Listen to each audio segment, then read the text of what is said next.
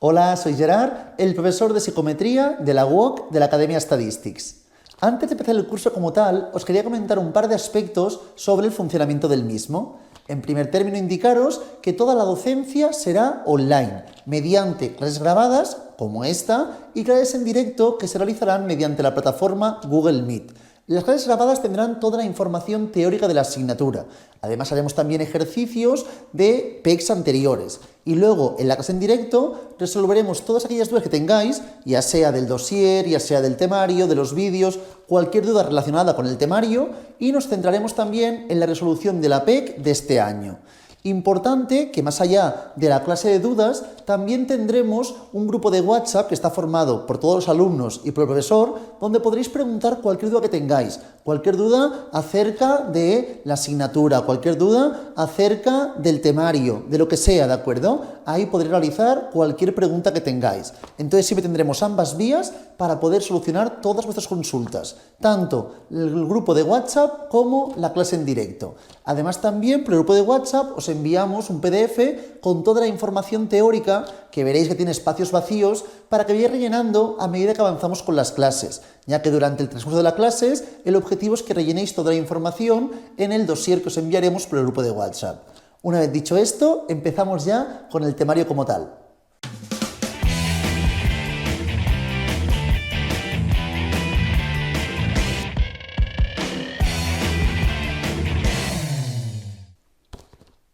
Esta tercera PEC se divide en dos partes muy diferenciadas. Tenemos en primer término la transformación de las puntuaciones y su interpretación, y en segundo término el análisis de los ítems. Si recordamos, en la primera PEC estudiamos básicamente una introducción y luego nos centramos en el concepto de fiabilidad. En la segunda PEC estudiamos la validez y ahora tenemos estas dos vertientes. En la clase de hoy nos adentraremos en la parte correspondiente a las transformaciones e interpretaciones de las puntuaciones. Podéis fijaros, por favor, en la página 2 del dossier que empezamos con este temario.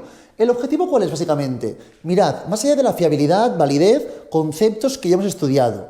Cuando realizamos un test, por ejemplo, hago un test de presión y obtengo en el test una puntuación de 32. ¿Qué significa 72? ¿Cómo lo interpreto? Claro, ahí está el problema. El valor como tal no significa nada. Para interpretarlo requerimos un tipo de transformaciones y un tipo de conceptos básicos que debemos conocer para poder entender e interpretar este valor, ¿de acuerdo? Será primordial diferenciar el tipo de test que estamos trabajando. Si recordamos, tenemos test referidos a criterio y test de norma de grupo, ¿de acuerdo? Los test criteriales y los test normativos.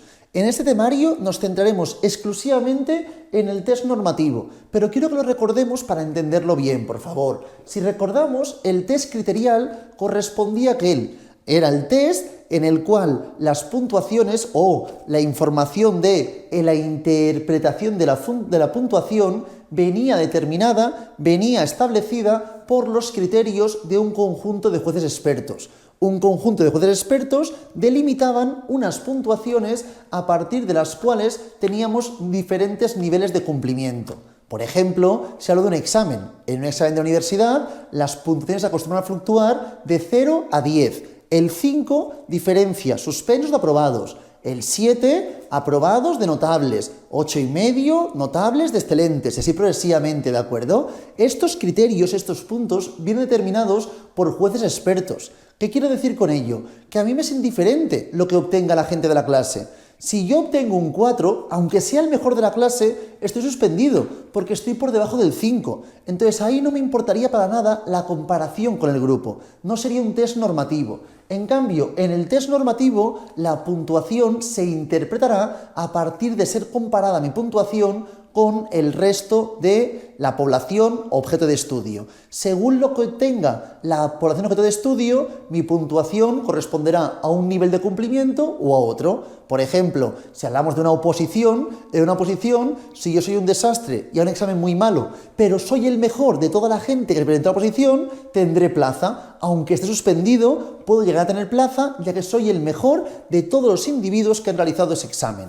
Ahí está la idea, básicamente, la diferencia de test referido a criterio y test normativo. Repito, nosotros nos centraremos en los test normativos, ¿de acuerdo? Donde la puntuación se interpretará a partir de ser comparada con un grupo de referencia. Para ello, si os fijáis, por favor, tenemos en la página 2, parte superior, el concepto de puntuación directa. La puntuación directa es la puntuación que obtenemos directamente al aplicar el test y esta no nos aporta ningún tipo de información, ya que no se puede interpretar, dependerá de la escala. Claro, si yo os dijese que la puntuación mínima es 30 y la máxima 150, podría empezar un poco a interpretarla, pero igualmente me faltarían datos para saber realmente la información estipulada en ese test. Entonces, la puntuación directamente aquí no es generalmente fácil de interpretar. En función de si trabajamos con un test normativo o test criterial, miraremos un seguido de indicadores, haremos un seguido de transformaciones u otras, ¿de acuerdo? Repito, nos centraremos solamente en el test normativo ahora mismo. Si hablamos del test referido a criterio, que tenemos en la parte central superior de la página 2, dice la puntuación de una persona en un test referido a un criterio. En estos casos, por favor, para que la puntuación tenga sentido, tiene que hacer referencia a los contenidos incluidos en el test. Es una forma de interpretar más fácilmente la puntuación y consiste en relacionar nuestra puntuación con unos criterios preestablecidos por un grupo de jueces expertos. Repito, los jueces expertos delimitan a partir del 5 la persona es depresiva o no. Por ejemplo, en este caso tenemos un test y si me dijesen a partir de la puntuación 5, no tenemos ni idea de la escala, a partir de la puntuación 35, voy a cambiarlo, la persona es depresiva, por debajo es no depresiva. Este criterio está estipulado por un grupo de jueces expertos. Entonces, ¿qué haríamos? Colocaríamos nuestro valor. El valor de la puntuación directa se encuentra dentro del nivel de cumplimiento de no depresivo, ¿de acuerdo? Así es como funcionaría básicamente, y es como funcionan los test referidos a criterio. Ahora mismo no nos centraremos en estos. Luego tenemos en la parte superior de la página 2, la información correspondiente a los test normativos, ¿de acuerdo? Que os pone aquí la puntuación directa de una persona en un test de norma de grupo. En este caso, para que la puntuación tenga sentido, la comparamos con el rendimiento de las demás personas que componen el grupo normativo. Según lo que yo obtenga respecto a la población objeto de estudio, querrá decir que soy depresivo o no depresivo. Es decir, 32 en algún tipo de población puede ser significativo de depresión y en otra no. Entonces, la puntuación obtenida dependerá estrictamente del grupo de referencia con el cual está siendo comparado este individuo, que es evidentemente su población objeto de estudio, ¿de acuerdo? Este como primer punto. Y el segundo punto es que trabajaremos con baremos, como veremos al final de la información correspondiente a las transformaciones de las puntuaciones, ¿de acuerdo? Y la cantidad y adecuación de los baremos dependerá estrictamente del grupo normativo. Es decir, los baremos serán adecuados según cómo sea el grupo normativo. Para ello, quiero que ahora entendamos y explicamos bien qué es el grupo normativo. Nos centraremos, repito, en el test de norma de grupo. ¿El objetivo cuál es, básicamente? El objetivo es estudiar una población. Si yo quiero estudiar toda la población, ¿qué ocurre? Esto es como siempre que trabajamos en estadística. ¿Podemos estudiar a todos los individuos que forman la población? Evidentemente no. Entonces, ¿qué hacemos? Cogemos una muestra que sea representativa de la población objeto de estudio, ¿de acuerdo? Esta muestra, que repito, debe ser representativa, también debe ser relevante y homogénea, pero eso lo vemos más adelante. Lo que es primordial, por favor, de momento, es que sea una muestra representativa, será la que será el grupo normativo. A partir de esta información pasaremos el test a todos estos individuos, ¿de acuerdo? Pasaremos el test a todos los individuos y a partir de aquí obtendremos la media y la desviación. Esta media y esta desviación son del grupo normativo, pero como el grupo normativo en principio es representativo de la población objeto de estudio, podemos indicar que estos datos hacen referencia también o se pueden extrapolar a la población. Entonces trabajaríamos con estos datos como si fuesen directamente de la población y a partir de aquí, una vez tengamos este concepto, este conocimiento, llegaría yo, haría el test y obtengo un 32. Cuando obtengo un 32, según la información extraída del grupo normativo, me colocaré y diré, vale, pues esta persona está en el 10% superior o tiene una Z de no sé cuántos. Y eso será indicativo de una puntuación elevada, puntuación baja, con sus respectivas consecuencias, según el tipo de test que estamos estudiando, ¿de acuerdo? Esta es la idea, básicamente. Entonces, la puntuación directa, a partir de ciertas transformaciones, la vamos a comparar con el grupo de referencia, el grupo normativo, y así tendrá un sentido dicha puntuación directa. Este es el objetivo básico, muy sencillo, y eso es lo que haremos, ¿de acuerdo? Trabajaremos con conceptos que ya conocemos, ya estudiaste en técnicas y no deberían ser muy complejos, pero bueno, los comentaremos ahora mismo, ¿de acuerdo? Y haremos un ejemplo de cada uno de ellos. Empezamos por el principio, por favor. Vamos al concepto de los percentiles. Recordad, por favor, percentiles teníamos 99. Que nadie piense que existe el percentil 0 ni el percentil 100. El percentil más pequeño es el 1 y el mayor sería el 99. Si yo, por ejemplo, hago un examen y saco un 4, vale, el 4, si lo comparo de forma criterial, donde el 5 sería el punto que delimita suspensos de aprobados, correspondería a un nivel u otro. Pero si hablamos de norma de grupo, que es lo que me interesa, si el puntuación 4 corresponde al percentil 98, ¿qué significaría, por favor? Que el 98% de la gente ha obtenido una puntuación inferior a la mía. Este es el concepto de percentil, es el porcentaje de gente que tiene una puntuación inferior a la obtenida en el caso en concreto, ¿de acuerdo? Es muy ilustrativo, muy sencillo de analizar. Tiene ciertos problemas, pero básicamente aquí no estudiaremos mucho los inconvenientes. Nos centraremos en el concepto de percentil, ¿de acuerdo? Que es el porcentaje de las puntuaciones de los individuos que tienen una puntuación inferior a la obtenida por el individuo en cuestión. En este caso, el 98% de la gente tendría una puntuación inferior a la mía si obtengo un 4, por ejemplo, ¿de acuerdo?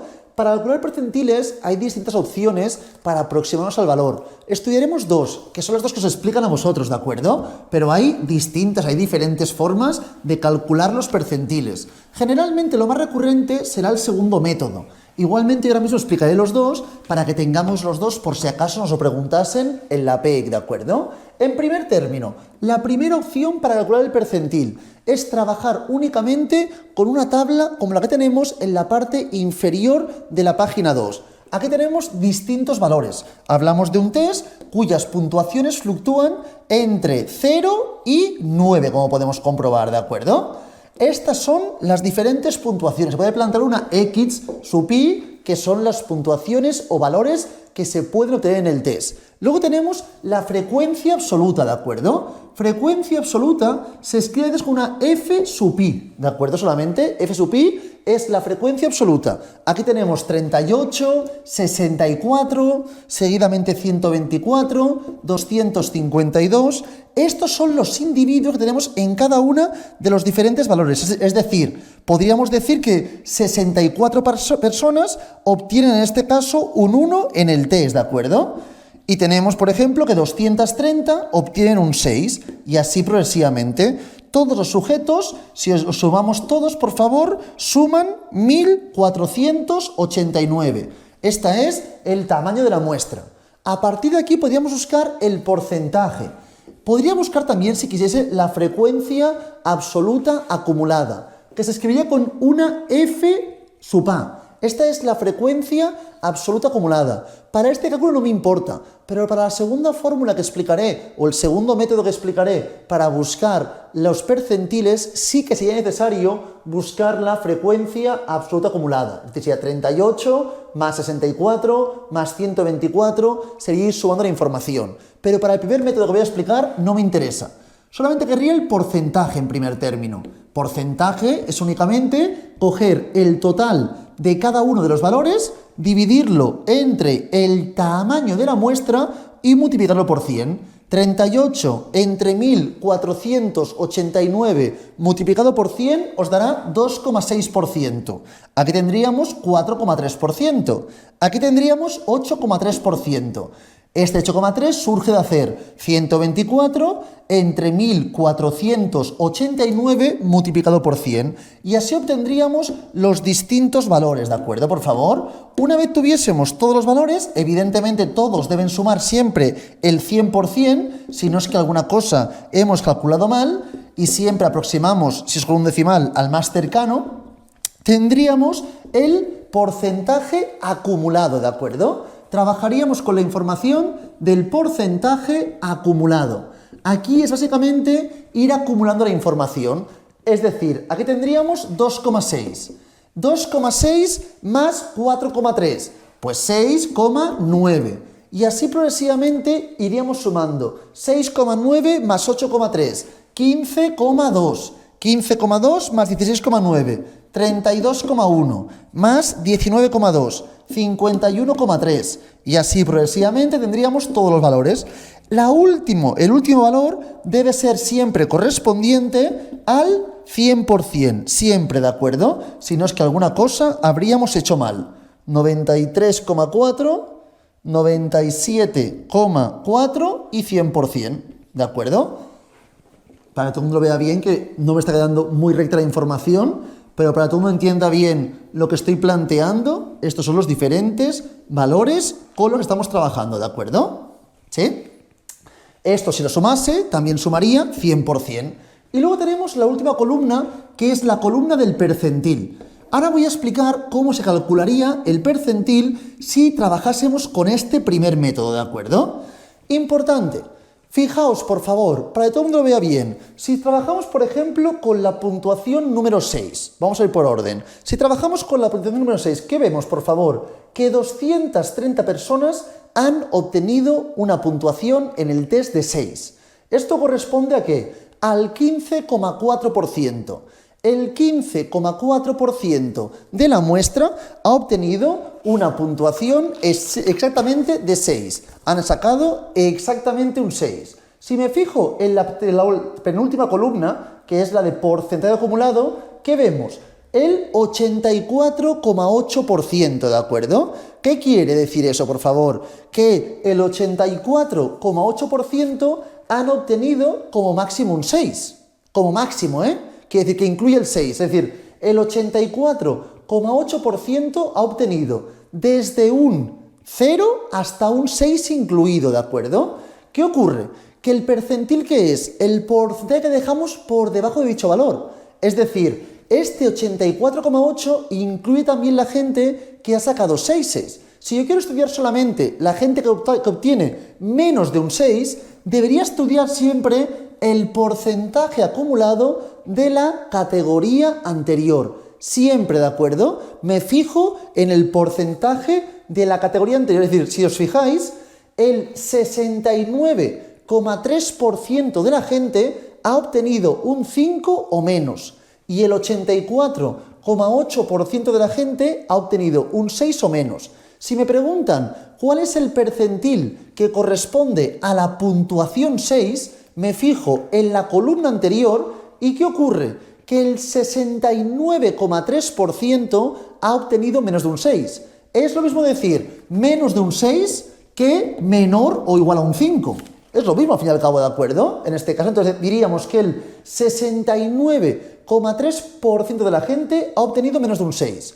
¿Qué ocurre? Os lo decía anteriormente, los percentiles tenemos 99, fluctúan de 1 hasta 99. Y no existe el percentil 32,6, no. Los percentiles son números enteros, solo tenemos 99. Por lo tanto, si aquí dijésemos, mira, 69,3, lo aproximo más cercano, 69, me estaría equivocando.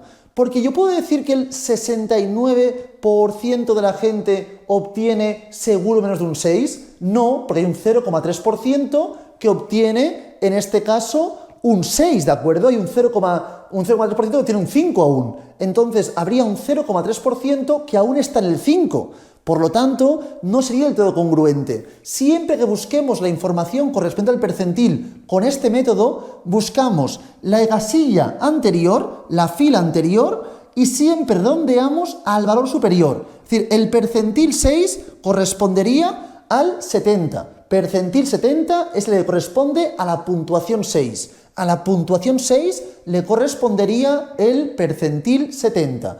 Así es como trabajaríamos siempre, ¿de acuerdo? Buscando el porcentaje acumulado de la categoría anterior y redondeándolo siempre al superior. Así de sencillo. Es un método para buscar la información correspondiente al percentil.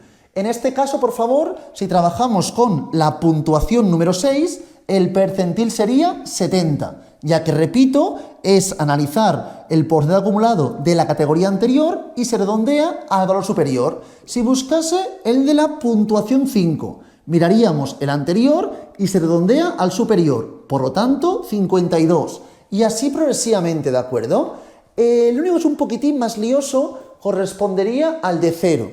En 0, importante, el percentil que plantearíamos sería siempre el mismo. Redondeamos el porcentaje acumulado al inferior. Aquí pondríamos 2, ¿de acuerdo? Así es como plantearíamos la información. Redondeamos no la anterior, sino esta misma, la misma fila, pero al inferior. Es el único que es distinto, ¿de acuerdo? Así es como plantearíamos la información. El siguiente, el 1, ¿qué miramos? El porcentaje acumulado de la fila anterior y, en este caso, lo redondeamos al superior. 3. Aquí sería 7, aquí 16, aquí 33, aquí sería 85, aquí 94 y aquí sería en este caso 98. Así es como plantearíamos la información. Importante, es imposible que este sea menor que 1, el 0 no existe, e imposible que este sea 100, nunca podrá ser 100. Así es como trabajaríamos la información correspondiente a los percentiles mediante el método 1. Muy importante, si nos lo preguntasen al revés, si nos preguntasen, por ejemplo, ¿cuál es la puntuación que corresponde al percentil 70? Muy sencillo, percentil 70 le corresponde la puntuación 6.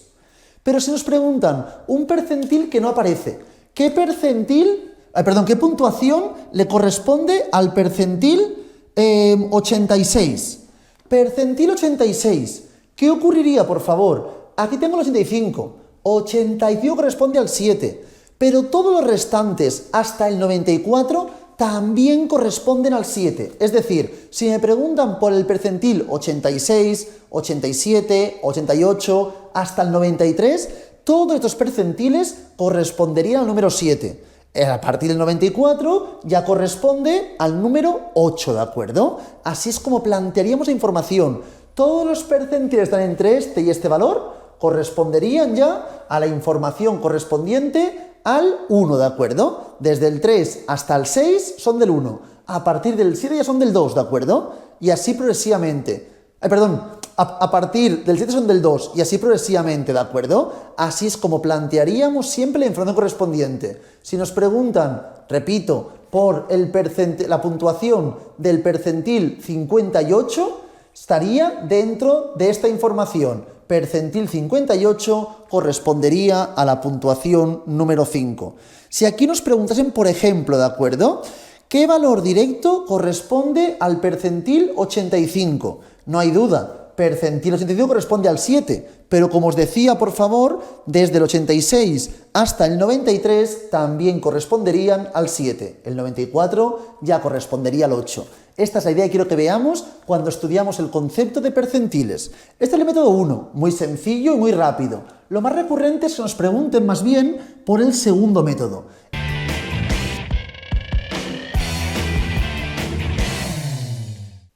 Hago un pequeño inciso para comentaros lo siguiente, por favor. Hasta este año, generalmente, cuando corregían la PEC, planteaban, lo que ahora mismo explicaré, buscando el percentil siempre redondeando al valor más cercano. Pero en cambio, desde este año en la PEC, están corrigiendo de forma correcta si redondeamos siempre al valor inferior. Es decir, yo, aunque haga referencia ahora mismo a redondear al más cercano, en la PEC de este año, y por lo tanto así lo haremos, resolveremos siempre redondeando al valor superior. Es decir, si obtengo que el porcentaje es 66,3, redondeamos a percentil 66. Si fuese 66,7, también redondeamos a 66, ¿de acuerdo? Siempre redondeamos al valor inferior, ya que si hablamos de 66,7% por debajo, no puedo decir 77, diríamos 66. Sería lo correcto, pero otros años habían corregido la información redondeándola al más cercano. Por lo tanto, ahora cuando haga referencia a redondearlo al más cercano, que sepáis que no, que lo idóneo sería indicar redondearlo al valor inferior. Hay que redondearlo al valor más pequeño, ¿de acuerdo? Una vez dicho esto, continuamos con la clase.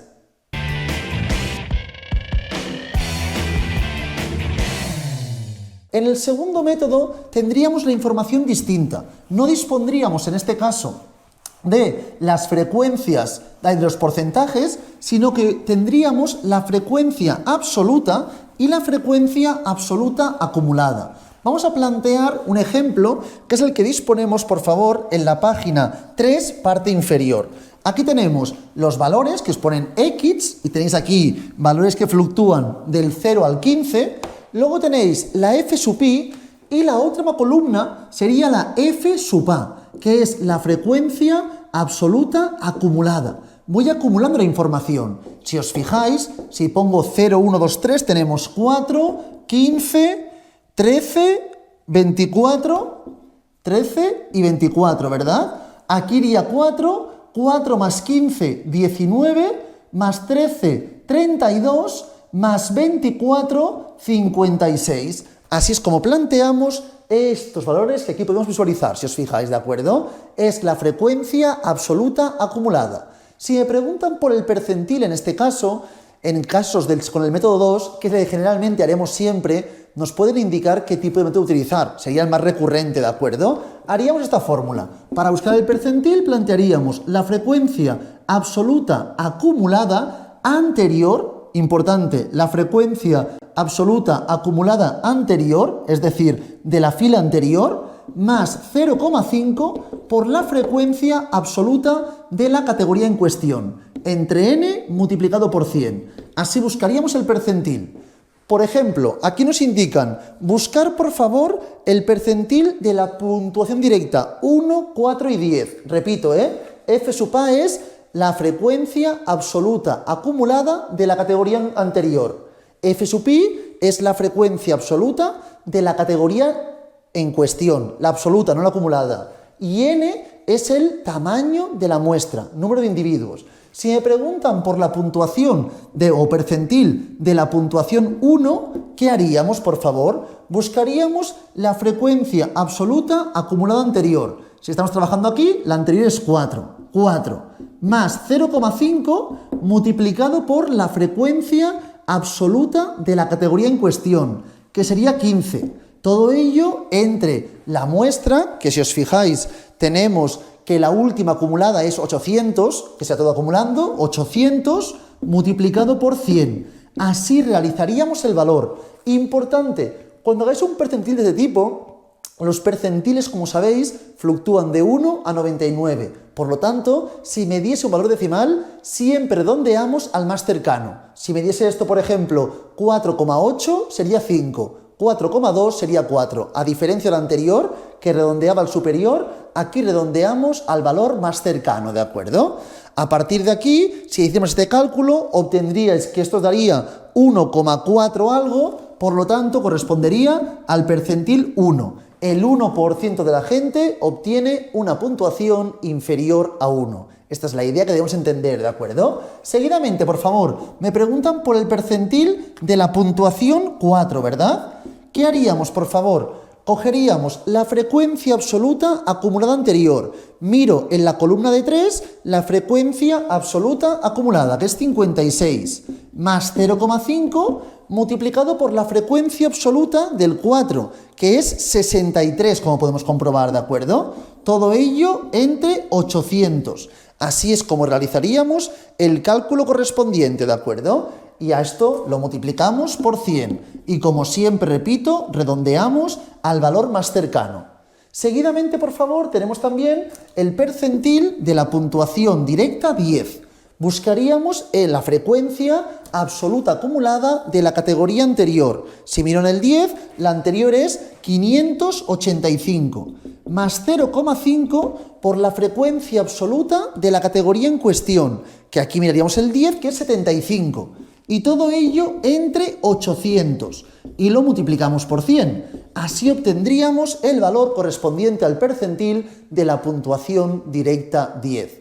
Repito, ¿Cómo se interpreta el percentil? Percentil es el porcentaje de los individuos con una puntuación inferior a la que estamos indicando. Por ejemplo, si aquí hacemos esta fórmula, obtendríamos que da 77,8, que sería aproximadamente 78.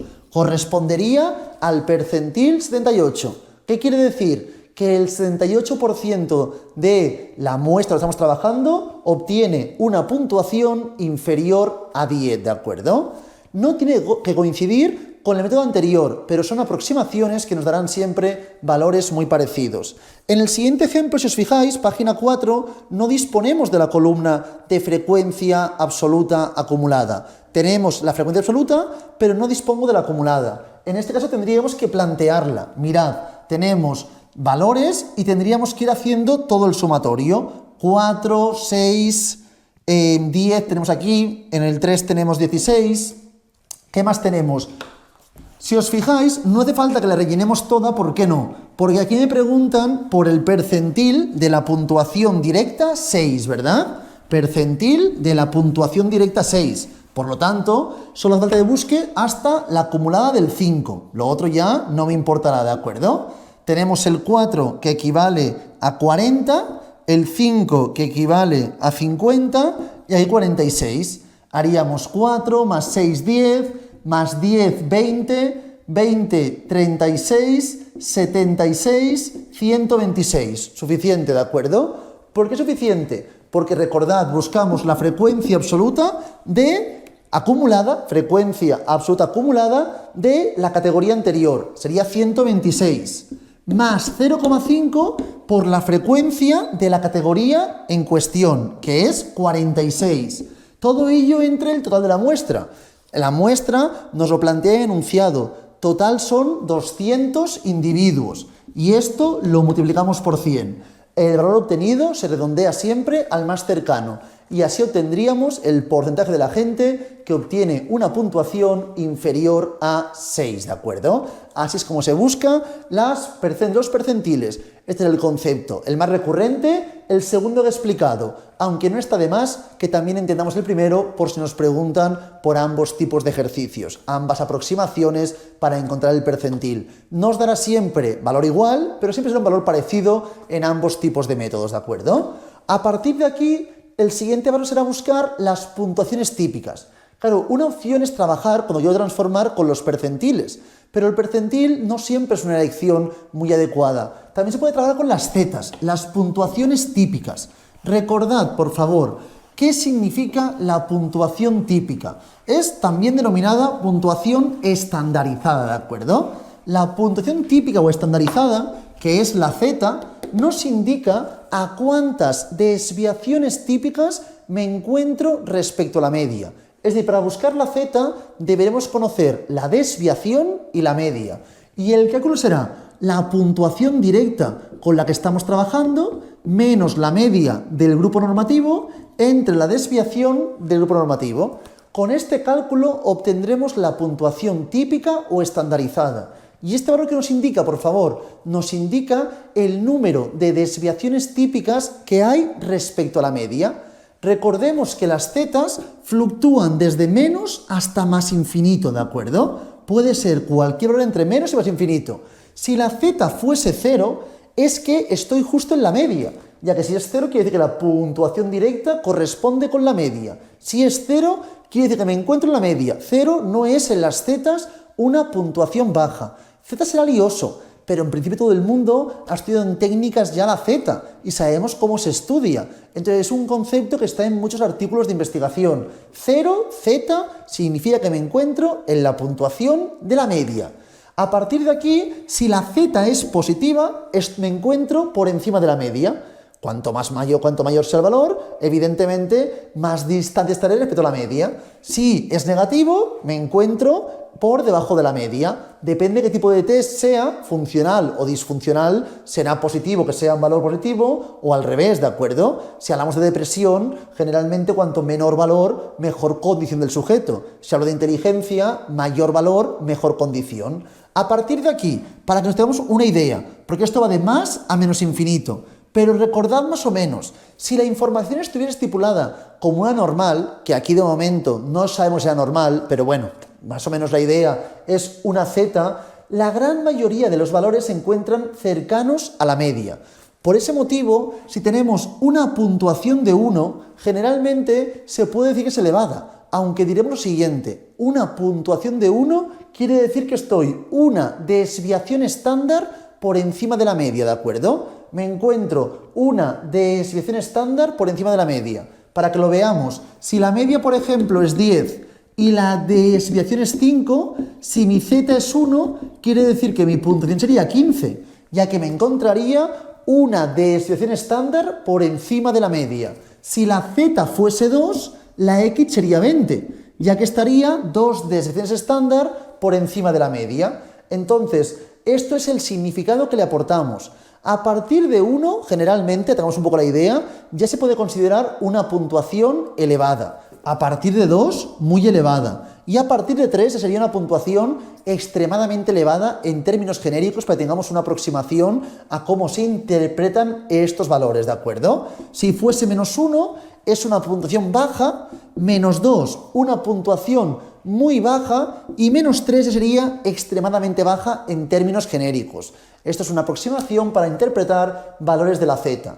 ¿Qué ocurre? Que las zetas van de menos a más infinito. Tienen valores negativos y positivos e infinitos. Y tienen decimales. Puede tener una z que valga, por ejemplo, 1,0382215. Todo el mundo ha trabajado las zetas y aún así seguramente nos está costando entender las zetas. Imagínate a alguien que nunca ha entendido nada o no ha explicado nada de las zetas y de repente en un artículo que un individuo tiene una puntuación z de 1,038215. Pues seguramente le costará entenderlo. Para que sea más interpretable la información, para que no haya negativos ni números infinitos y tampoco haya la información correspondiente a decimales, lo que se acostumbra a hacer es trabajar con la puntuación t, que es una puntuación típica derivada. Las puntuaciones típicas derivadas me servirán básicamente para que sea más sencilla la interpretación mediante las zetas, ¿de acuerdo? Z, repito, tiene ciertas confusiones, ciertos inconvenientes. Para que sea más cómodo, nos recomiendan trabajar con las puntuaciones típicas derivadas. Pero antes de adentrarnos en las puntuaciones típicas derivadas, voy a mirar un ejemplo muy simple de la puntuación típica, de la puntuación estandarizada. Vayamos, por favor, a la página 4, parte central, ejemplo 3, por favor. Me dice, un test aplicado a un grupo de 1.500 sujetos. Se distribuyó con una media de 25 y una varianza de 16. No confundamos, por favor, la desviación con la varianza. Aquí me dan la información de la varianza. Por lo tanto, la desviación, que es la raíz de la varianza, sería en este caso 4, ¿de acuerdo? La desviación tendría un valor de 4. A partir de aquí buscaríamos la z. ¿Cómo se calcularía? La x es, en este caso, no lo he leído aún, la x es 31. Me dice, un sujeto obtiene una puntuación de 31. La media es 25 y la desviación, en este caso, son 4. 6 entre 4, 1,5. Es decir, ¿cómo interpretamos esta puntuación? El individuo sujeto obtiene una puntuación que se encuentra 1,5 desviaciones típicas o estándar por encima de la media. Esta es la definición que podríamos dar trabajando mediante las zetas. Es una definición confusa y que nos puede llevar a dificultad de interpretar. Por ese motivo, repito, lo más recomendable es trabajar las puntuaciones típicas derivadas. Las puntuaciones típicas derivadas, la fórmula genérica, la podemos encontrar en la parte inferior de esta página, que os pone z derivada, que es una puntuación típica derivada, es igual a un valor de la media transformada más la desviación transformada multiplicado por la z. Hacemos esta información, cogeremos una media de las puntuaciones típicas derivadas, una desviación de las puntuaciones típicas derivadas y una z, que será la z que obtendremos en cada ejemplo. Por ejemplo, en este caso, podríamos transformarla si conociésemos la media de las puntuaciones típicas derivadas y la desviación de las puntuaciones típicas derivadas. Se pueden crear infinidad de escalas. La más recurrente y la que trabajáis siempre es la puntuación T, que la T es 50 más 10z. Es decir, aquí la z o la puntuación típica derivada se denomina T. La media de las puntuaciones típicas derivadas será 50 y la desviación estándar o típica de las puntuaciones típicas derivadas será 10. A partir de aquí, si por ejemplo alguien obtiene una z de 1,5, en la t la puntuación obtenida sería 50 más 10 por 1,5, 50 más 15, 65. Así obtendríamos la t. La t en este caso valdría 65. Si a mí en la PEC me dicen que una t vale 65, quiere decir que se encuentra una puntuación 1,5 de desviaciones estándar por encima de la media. Es mucho más cómoda, mucho más fácil su interpretación, ¿de acuerdo? En este caso, 65 se puede interpretar más cómodo sabiendo que esto es 50 y esto es 10. Además, con las T's conseguimos un efecto muy importante y es que no pueden ser decimales. Aunque valga un número decimal, siempre se redondea al más cercano. Es decir, si aquí el valor hubiera sido, por ejemplo, 64,8, lo aproximaríamos a 65. Si hubiera sido, por ejemplo, 65,2, también se aproximaría a 65. Siempre se aproxima al valor más cercano. Por lo tanto, ¿qué hemos conseguido con las T's básicamente? Hemos conseguido básicamente, en primer término, eliminar los valores decimales y valores negativos serán muy complejos de encontrar, ¿de acuerdo? Por lo tanto, es mucho más simple la información obtenida. A partir de aquí, en el supuesto que conociésemos que la información con la que trabajamos corresponde a la distribución normal, podríamos trabajar con las puntuaciones típicas normalizadas, que las encontramos en la página 5, ¿de acuerdo? Esto es como podemos indicar, repito, que la distribución con la que trabajemos corresponde a la distribución normal. En este caso, tendríamos que seguir 3 pasos. En primer término, conseguiríamos la puntuación directa, ¿de acuerdo? En segundo término, los percentiles redondeados, siempre percentiles redondeados, ¿de acuerdo? Y a partir de ahí conseguiríamos la puntuación Z, pero no como que hacía, no. La Z normalizada se buscará en las tablas estadísticas que ya conocíamos, ¿de acuerdo? Entonces, básicamente, en la página 5, en la parte inferior, os he puesto la tabla Z con la que trabajabais dentro de la distribución, de las técnicas, ¿de acuerdo? En técnicas de análisis de datos trabajabais con estas tablas. Pero en la página 6, os he puesto otra tabla que es más sencilla. ¿Por qué más sencilla? Porque es una tabla, que es la que tenéis también en los apuntes de psicometría, pero está una parte solamente, no está todo en los módulos, ¿de acuerdo? Pero básicamente es lo siguiente, en las tablas que trabajabais en técnicas, os aportaban y os aportan la parte superior, el porcentaje o la probabilidad que hay por la parte superior. Por lo tanto, si a mí me preguntasen por el percentil 89, tendría que buscar en las tablas el 0,11, ya que me aportan la parte superior. Percentil 89 deja por debajo el 89%, por lo tanto por encima el 11, ¿de acuerdo? Esto es lo que encontraría si buscase en las tablas de la página 5. Yo buscaré, por comodidad, por simplicidad, por simplificar la información, en la página 6. Si me preguntan por el percentil 89, buscaremos directamente el percentil 89 en la página 6. Así de sencillo. Buscaríamos dentro de la tabla el 0,89. Para que todo el mundo vea lo que estoy diciendo, por favor. Si vamos a la página 5, parte inferior, lo haré una vez solamente con esto, y quiero buscar la Z, no haría la fórmula. Para buscar la Z normalizada, iría a estas tablas. Mirad, por favor, en la página 5, parte inferior. Si tenemos que el percentil es el percentil 89, después de hacer el punto 1 y punto 2, el punto 1, repito, era conseguir la puntuación directa. El punto 2, conseguir el percentil redondeado. Y el punto 3, encontrar la Z normalizada en las tablas. Estoy en el punto 2. Conozco que el percentil es el 89. Si trabajo con la información de la página 5, tendríamos que buscar la parte superior, el 89% por debajo, mismo valor dejará por encima 11%. Tendríamos que ir dentro de las tablas que tenemos todo ordenado y buscar el 0,11. Si os fijáis, por favor, en la columna del 1,2 tenemos el 0,1151, 0,1131, 0,1112 y 0,1094.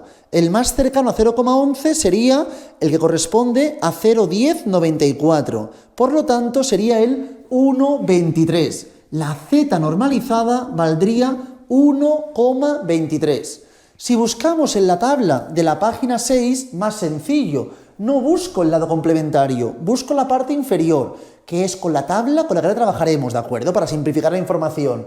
Buscaríamos el 0,89 dentro de la tabla. Mirar en la columna 1,2, ¿de acuerdo? Perdón, en la fila 1,2.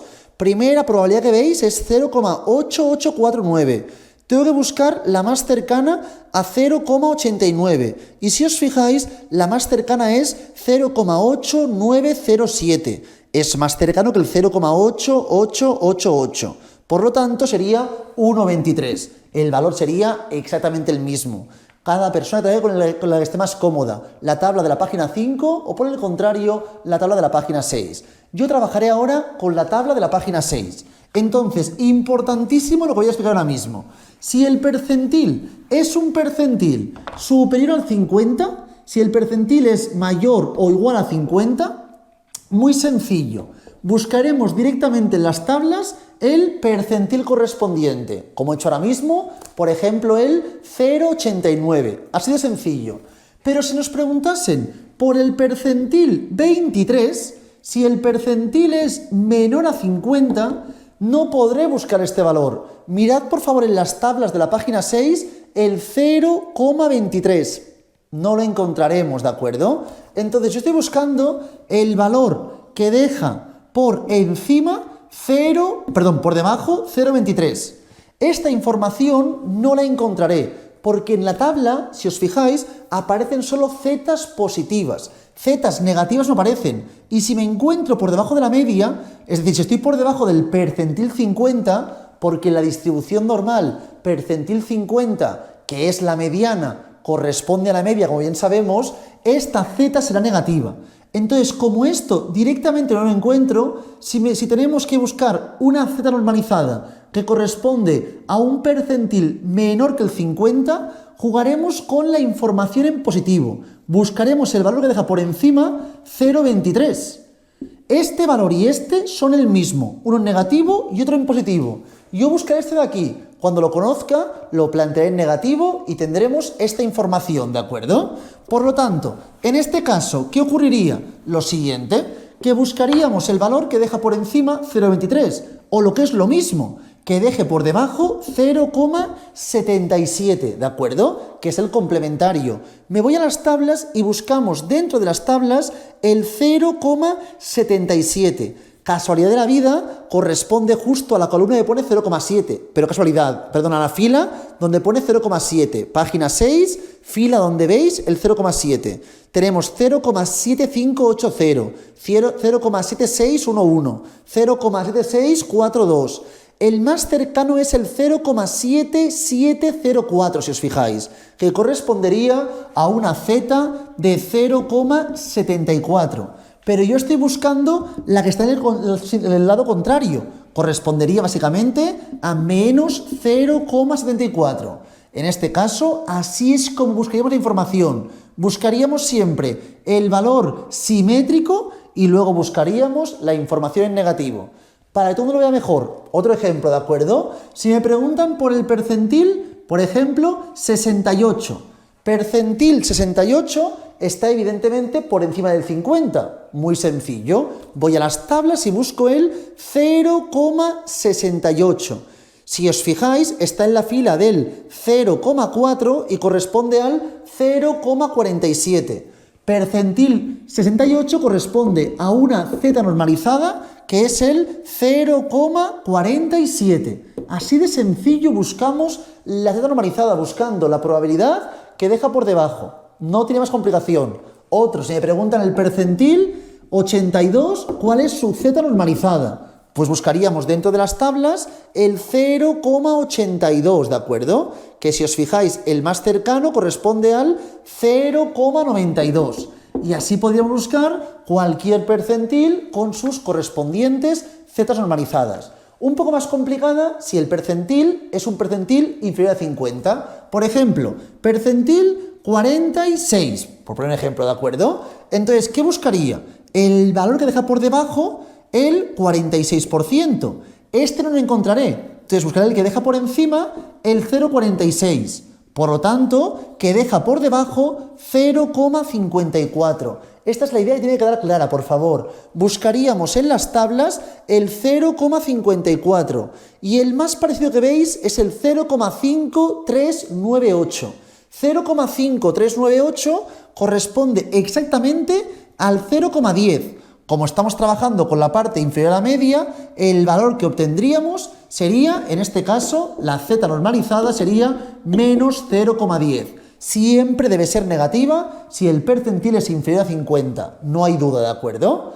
Otro ejemplo. Si hablamos, por ejemplo, del percentil 6, ¿de acuerdo? Percentil 6, importante. El percentil 6 deja por debajo suyo el 0,06. Entonces, voy a buscar siempre el valor en positivo, que deje por encima suyo 0,06. Por lo tanto, por debajo 0,94. Me voy a las tablas y busco el 0,94, el más cercano. El más cercano que encuentro, si os fijáis, está exactamente a la misma distancia entre el 1,55 y 1,56. Por lo tanto, pondríamos 1,55, ¿de acuerdo? Que yo quiero el negativo sería menos 1,55. En este caso, si hablamos de percentil 6, la z normalizada sería menos 1,55. Por lo tanto, así como estoy explicando, es como se buscan las zetas normalizadas. Tenemos ese problema que anteriormente. Zetas normalizadas tendremos de muchos valores distintos, algunas negativas, otras positivas. Por lo tanto, lo más recurrente, igual que ocurría con anterioridad, es buscar la puntuación típica, derivada, normalizada, ¿de acuerdo? Igual que hacíamos con la T, ahora lo haremos con los decatipos y los eneatipos, que es buscar una puntuación típica, derivada, normalizada. A partir de calcular la z normalizada, buscaremos el eneatipo o el decatipo. El decatipo básicamente corresponde a la siguiente fórmula. Es lo mismo que antes, una media, una desviación y la z normalizada. Sería 5,5 más 2 multiplicado por la z normalizada. Así calcularíamos el decatipo. Y el eneatipo sería en este caso 5 más 2 por la z normalizada. Por ejemplo, si trabajásemos con esta información de aquí y queremos buscar el decatipo correspondería en este caso a 5,5 más 2 por 0,92. Importante, 2 por 0,92 sería en este caso 1,84. 5,5 más 1,84 sería 7,34, ¿de acuerdo? Importante, igual que ocurría con las T's, se redondea al más cercano. 7,34 sería 7, ¿de acuerdo? Así es como calcularíamos el decatipo. Si hablamos del eneatipo, haríamos 5 más 2 por 0,92. Por lo tanto, 5 más 1,84, 6,84. Por lo tanto, también sería 7. Así calculamos el decatipo y el eneatipo en este tipo de ejercicios, ¿de acuerdo?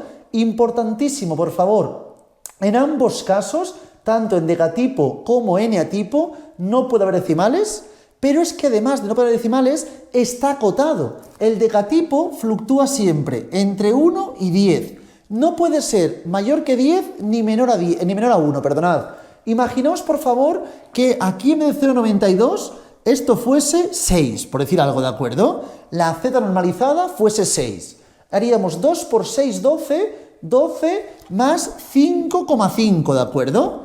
17,5 diríamos que la puntuación de decatipo es 10. se aproxima siempre al más cercano dentro de los valores plausibles y el decatipo no puede ser nunca mayor a 10 ni menor a 1, ¿de acuerdo? Lo mismo ocurre con el eneatipo, cuyo límite inferior es 1 y el máximo superior es 9. Eneatipo nunca puede ser mayor a 9 ni menor que 1, ¿de acuerdo? Así es como calcularíamos el decatipo y el eneatipo para cualquier tipo de ejercicio.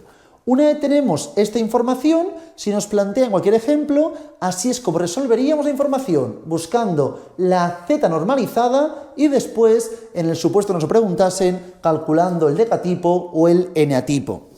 Para que todo el mundo lo vea, me dice, ejemplo 5, encuentra la puntuación típica derivada, la típica normalizada y la puntuación típica derivada normalizada del ejemplo 3, ¿de acuerdo? Perdón, del ejemplo 2. Y os voy a decir qué ejemplo, ¿de acuerdo? En el ejemplo 2 hemos buscado anteriormente el percentil de la puntuación 6. El percentil de la puntuación 6, ¿de acuerdo? El percentil de la puntuación 6 correspondía, si lo calculáis en el ejemplo 2, correspondía a 75. El percentil era el percentil 75, ¿de acuerdo? Importante, la pregunta que me hacen es que, digamos, la puntuación típica. Si me preguntan por la puntuación típica, tendría que hacer x menos la media entre la desviación. Es decir, primero la x, que es la puntuación que era 6, ¿de acuerdo? La puntuación era 6. La media deberíamos buscarla. Importante, ¿cómo se buscaría la media? Esto lo digo para la PEC, en el ejemplo 4. Hacedlo con Excel, no os liéis, hacedlo con otra información, ¿de acuerdo? Con Excel. Para buscar la media haríamos el sumatorio de cada uno de los diferentes valores por su frecuencia absoluta. Y todo entre n. Es decir, en este caso haríamos 0 por 4, más 1 por 6, más 2 por 10, más 3 por 16, más 4 por 40, más 5 por 50, más 6 por 46, más 7 por 10, más 8 por 12, más 9 por 4, más 10 por 2. Y todo ello lo dividimos entre n, que es 200. Así encontraríamos la media, muy sencillo con Excel. Y luego buscaríamos la desviación.